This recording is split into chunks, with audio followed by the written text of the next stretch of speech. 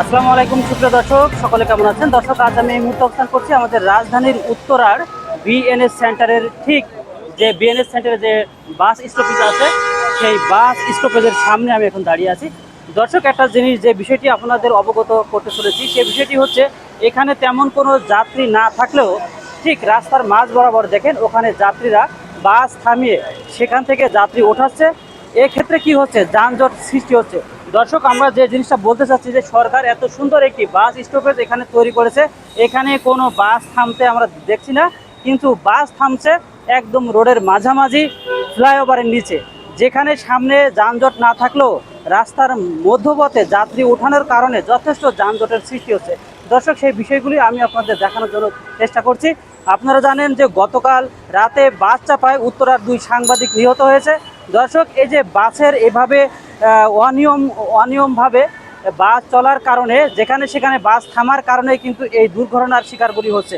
তা আপনারা এখানে বাস থামাচ্ছে, এইখান থেকে বাস থামায় যাত্রী নিচ্ছেন কেন? ভাই, সামনের গাড়িগুলো একই অবস্থা, বুঝেন না? তো আপনারা যদি নিজেরা সচেতন হন, যাত্রীদের যদি ওই জায়গায় দাঁড়াইতে বলেন, তাহলে তো এখানে যানজটটা হয় না। দেখেন সামনে রাস্তা ফাঁকা, দেখছেন, কিন্তু আপনারা এখানে দাঁড়ানে যাত্রী নিচ্ছেন বিদায় দেখেন এই জায়গায় যানজট সৃষ্টি হয়ে গেছে। ভাই, লোকাল গাড়ি তো আগে তো এরকমই চলতেছে, দেখেন না? আর দেখার মতো কেউ নাই, দেখেন দেখার মতো কেউ নাই। এখন আপনারা যদি সচেতন না হন, কাকে বলবেন দেখার জন্য বলেন? এই জায়গায় এত সুন্দর বাস স্টপেজ থাকতে আপনারা রোডের মাঝখানে দাঁড়ায় যাত্রী উঠাচ্ছেন। আপনি জানেন গতকালে 2 জন সাংবাদিক নিহত হয়ে গেছে এই বাস চাপায়।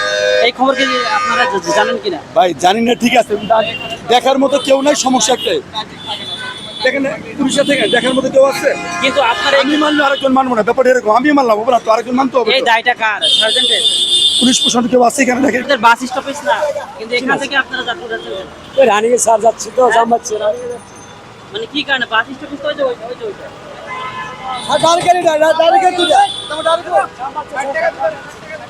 দর্শক, আমরা একজন স্কুল ছাত্রকে দেখতে পাচ্ছি। আচ্ছা, তোমাদের তো নির্দিষ্ট একটা বাস স্টপেজ এখানে আছে, তাই না? তাহলে ওখানে না দাঁড়িয়ে তুমি মাঝপথে দাঁড়ায় আছো কেন? মাঝপথে কেন দাঁড়াইছে? কারণ এই যে দেখেন, যেসব বাস নিচ দিয়ে যায় ওরা তো এদিক দিয়ে চলে যায়, আর আমাদের বাসটা তো যেগুলো উপর দিয়ে যায় ওরা তো এই যে এই পাশ দিয়ে এসে পড়ে। এখন আমাদের তো কোনো মতন কোনো কিছু নেই। মানে তোমরা এখন তাহলে কি চাও, এখানে মাঝপথে একটা স্টপেজ হোক? হ্যাঁ, এখন হয়েছিল কি আপনার ওইদিকে উঠলে ওরা আবার ঠেলা ধাক্কা করতে করতে প্রচুর দেরি হয়ে যায়। এটার জন্য তারা ওখান থেকে যাত্রী না উঠায় এখান থেকে উঠাচ্ছেন কেন? আমাদের তো নিজ দিয়ে রাস্তা, উপর দিয়ে রাস্তা, কি করবো? এখানে কি যাত্রী নেওয়ার কোনো নিয়ম আছে? নিয়ম না, আমরা জানি ঝামে যা পাইতে এই দেখেন, আপনার কারণে দেখেন কতগুলো বাস দাঁড়ায় আছে, দেখছেন? শুধু আপনার এই বাসটা দেখেন, সামনে কোনো ভিড় নেই। দেখেন দেখেন দেখেন, সামনে কোনো ভিড় নাই। দর্শক দেখেন, এই বাসটা দাঁড়ানোর কারণে পেছনে দেখেন শত শত বাস, দেখেন পেছনে শত শত বাস দাঁড়ায় আছে একটি বাসের কারণে। এখানে যথোপযুক্ত সময়ে আইন শৃঙ্খলা বাহিনীর লোকজনের কোনো ভারী কোনো পদক্ষেপ আমাদের চোখে পড়ছে না। এখানে আইন শৃঙ্খলা বাহিনীর কোনো লোকজন আমাদের চোখে পড়েনি। দর্শক দেখেন, এখানে বাস থেকে যাত্রী নামিয়ে দেওয়ার ফলে এই যে কিভাবে কত ঝুঁকি নিয়ে যাত্রীরা রাস্তা পারাপার হচ্ছে সেই বিষয়টা একটু দেখেন আপনারা। নির্দিষ্ট স্থানে যাত্রীরা না নামার কারণে এই ভোগান্তিগুলোর শিকার হচ্ছে, যখন তখন অ্যাক্সিডেন্টের শিকার হচ্ছে। দর্শক, আপনারা দেখেন কত ঝুঁকি নিয়ে আমাদের কোমলমতি শিক্ষার্থীরা কত ঝুঁকি নিয়ে রাস্তার মাঝ পথে তারা বাসে উঠতেছে। অথচ এখানে এত সুন্দর একটি উত্তরাতে স্টপেজ রয়েছে, বাস স্টপেজের আশেপাশে কোনো যাত্রী আমরা দেখতে পাচ্ছি না।